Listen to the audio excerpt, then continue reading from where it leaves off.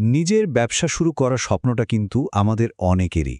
কিন্তু স্বপ্ন আর বাস্তবতার মধ্যে ব্যবধানটা বেশ বড়। কঠিন সত্যিটা হলো বেশিরভাগ ব্যবসায় আসলে ব্যর্থ হয়। আজ আমরা এই ব্যর্থতার গভীরে যাব আর খুঁজে বের করার চেষ্টা করব ঠিক কেন এমনটা হয়। স্টার্টআপের দুনিয়াতে এই কথাটা তো খুব চলে, তাই না? Fail fast, fail forward. কিন্তু আমরা কি আসলেই বুঝি এই ব্যর্থ হওয়ার মানেটা কি?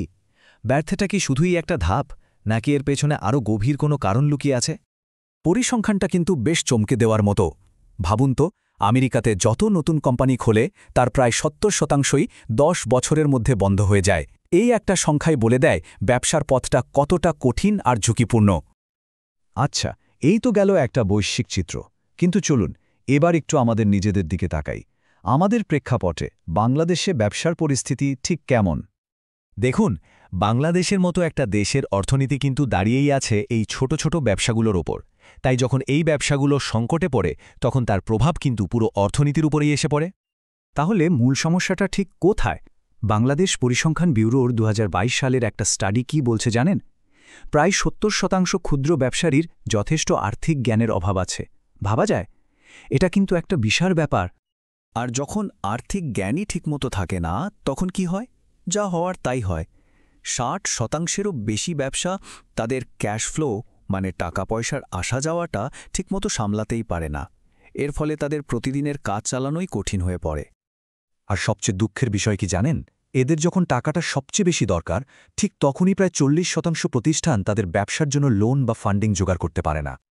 ভাবুন, একদিকে ভেতরের এই অবস্থা, তার উপর যখন বাইরে থেকে চাপ আসে, যেমন ধরুন ডলার সংকট, তেলের দাম বেড়ে যাওয়া বা ব্যাংকের চড়া সুদ, তখন তো পরিস্থিতি আরও জটিল হয়ে যায়। এর ফলে বড় বড় প্রতিষ্ঠিত কারখানাগুলো তাদের অর্ধেক ক্যাপাসিটিতে চলতে বাধ্য হচ্ছে। বাইরের চাপ তো আছেই, কিন্তু সত্যি বলতে কি, বেশিরভাগ ব্যবসার ব্যর্থতার বীজটা কিন্তু বোনা হয় কোম্পানির ভেতরেই। চলুন সেই ভেতরের ভুলগুলো নিয়েই একটু কথা বলা যাক। সিবি ইনসাইটসের একটা গবেষণা বলছে, স্টার্টআপ ফেইল করার সবচেয়ে বড় কারণ কি জানেন? এমন একটা জিনিস বানানো যেটা আসলে কারো দরকারই নেই। ৪২% ব্যবসা এই কারণেই মুখ থুবড়ে পড়ে। এরপরেই আছে টাকা ফুরিয়ে যাওয়া আর সঠিক টিম তৈরি করতে না পারা। ব্যবসা নিয়ে আমাদের মধ্যে একটা রোম্যান্টিক ধারণা কাজ করে, তাই না? যে শুধু প্যাশন থাকলেই হবে, বা একটা দারুণ প্রোডাক্ট থাকলেই কেল্লা ফতে। কিন্তু আসল সত্যিটা হলো, দিনের শেষে হিসেবটা হয় অন্য জায়গায়। যেমন টাকা পয়সার ম্যানেজমেন্ট আর কাস্টমার আসলে কি বলছে সেটা শোনার উপর। এই ভুলগুলো কিন্তু খুব কমন। যেমন কাস্টমার কি বলছে সেদিকে কান না দেওয়া, মার্কেটিংকে একটা বাড়তি খরচ মনে করা, কোনো ঠিকঠাক বিজনেস মডেল ছাড়াই নেমে পড়া, আর সবচেয়ে বড় যে রোগটা, তা হলো আমি সব জানি এই মনোভাব। এই ভুলগুলোই একটা সম্ভাবনাময় ব্যবসাকে শেষ করে দিতে পারে। ভেতরের ভুলের কথা তো বললাম, কিন্তু উদ্যোক্তাদের এমন অনেক কিছুর সাথেও লড়তে হয় যা তাদের হাতের বাইরে। চলুন সেই বাইরের শক্তিগুলো একবার দেখে নিই। বাইরের চ্যালেঞ্জগুলোও কিন্তু কম নয়। টাকা জোগাড় করা কঠিন, সরকারি নিয়মকানুনের চক্কর, বাজারে তো আবার হাড্ডাহাড্ডি লড়াই, তার উপর রাস্তাঘাট, বিদ্যুতের মতো অবকাঠামোগত সমস্যা তো আছেই।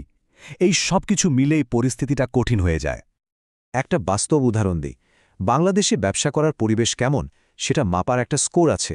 সেই স্কোরটা মাত্র ১ বছরে ৬১.৯৫ থেকে কমে ৫৮.৭৫-এ নেমে গেছে। সোজা কথায়, দেশে এখন ব্যবসা চালানো আগের থেকেও কঠিন হয়ে পড়েছে। সরাসরি বিদেশি বিনিয়োগ বা এফডিআই মানে হলো বাইরের দেশের কোম্পানিগুলো যখন আমাদের দেশের ব্যবসায় টাকা লাগায়। এটা অর্থনীতির জন্য খুবই জরুরি একটা ব্যাপার। আর চিন্তার বিষয় হলো, বাংলাদেশে গত বছর এই বিনিয়োগ কমেছে প্রায় ১৩.৭%। এটা কিন্তু বিদেশি বিনিয়োগকারীদের আস্থার অভাবের একটা বড় সিগন্যাল। এত সব সমস্যা শুনে হয়তো একটু হতাশ লাগছে, তাই না? কিন্তু হতাশ হওয়ার কিছু নেই, কারণ প্রত্যেকটা বাধার মধ্যেই কিন্তু নতুন সুযোগ লুকিয়ে থাকে।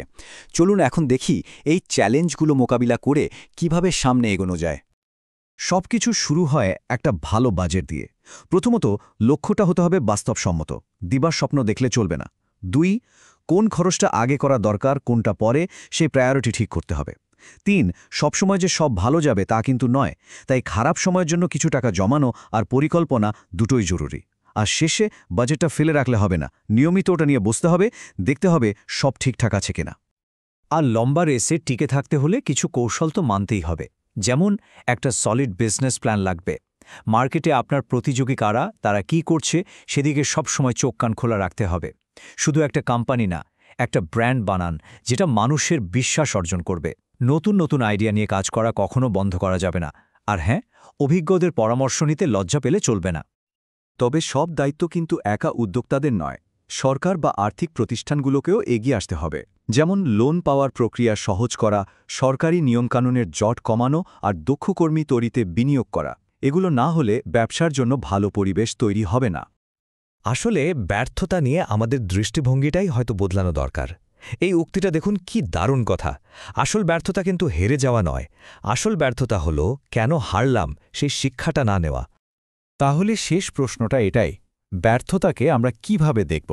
এটা কি সবকিছু শেষ, নাকি এটা উদ্যোক্তা হওয়ার পথে শেখার জন্য একটা দামি টিউশন ফি? উত্তরটা হয়তো যার যার নিজের কাছে।